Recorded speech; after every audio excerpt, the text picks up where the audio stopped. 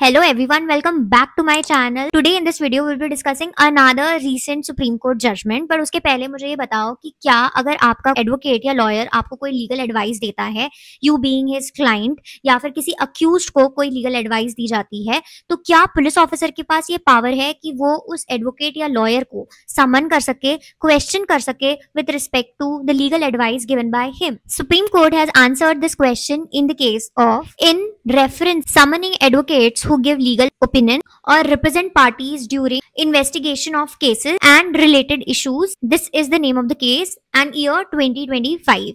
अब जब भी डायरेक्टली suo motu रेफरेंस में कोई केस जाता है तो हम इस तरीके से लिखते हैं in ref, that means in reference to.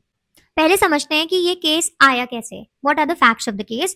तो होता ये है क्योंकि एक कंट्रोवर्सी हुई थी जहां पे जो ईडी है, एनफोर्समेंट डायरेक्टोरेट, जहां पे बहुत सारे केसेस में ईडी इन्वेस्टिगेट करती है, जैसे कि prevention of money laundering act जो है उसमें ईडी के पास पावर है टू इन्वेस्टिगेट। तो एनफोर्समेंट डायरेक्टोरेट जो है वो एक केस में इशू करती है समन्स टू एडवोकेट, और उस समन्स में वो ये जानना चाहती है कि उन्होंने अपने क्लाइंट्स को क्या एडवाइस दी है। और इससे रिलेटेड बहुत ज्यादा कोर्ट्स में प्रोटेस्ट होता है विद इन द लॉयर्स कि ऐसा नहीं किया जा सकता बाय द इन्वेस्टिगेटिंग एजेंसी कि वो ये पूछे कि लॉयर ने क्लाइंट को क्या एडवाइस दी। इसके बाद ईडी जो है अपने समन्स को विड्रॉ कर लेती है।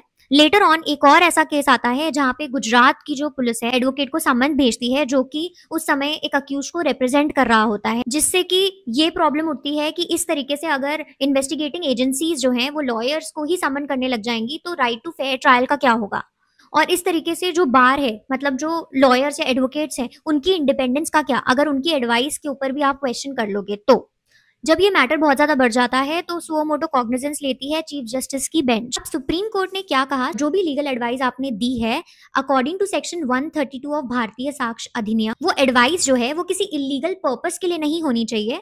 मतलब कि अगर आप आगे कोई इंसान फ्रॉड करना चाहता है या कोई क्राइम उसके दिमाग में है, वो अगर डिस्कस कर रहा है आपसे कि उसके कॉन्सिक्वेंसेस क्या होंगे, तो वो इलीगल पर्पस में आएगा। तो किसी भी इलीगल पर्पस के फर्दरेंस में आप किसी को एडवाइस नहीं दोगे, अगर वो देते हो तो वो इस प्रिविलेज कम्युनिकेशन के प्रोटेक्शन में नहीं आता है। दूसरा, कोई भी ऐसी चीज जो कि क्राइम या फ्रॉड रिवील करती है कि क्राइम या फ्रॉड होगा या हुआ है आपकी एडवाइस के बाद भी, तो भी ये प्रिविलेज कम्युनिकेशन में नहीं आएगा। अगर कोई समन एडवोकेट या लॉयर को भेजा भी जाता है विद रिस्पेक्ट टू एडवाइस जो उसने क्लाइंट को दिया, और अगर एडवोकेट को ऐसा लगता है कि नहीं ये वो डिस्क्लोज नहीं कर सकता बिकॉज वो प्रिविलेज में आता है, तो वो उस समन को चैलेंज कर सकता है अंडर सेक्शन 528 ऑफ भारतीय नागरिक सुरक्षा संहिता। तो जो फाइनली जो गुजरात की पुलिस ने जो समन्स इशू किए थे उन समन्स को क्वैश किया। So this ruling reinforces that advocate can not be treated as witness against there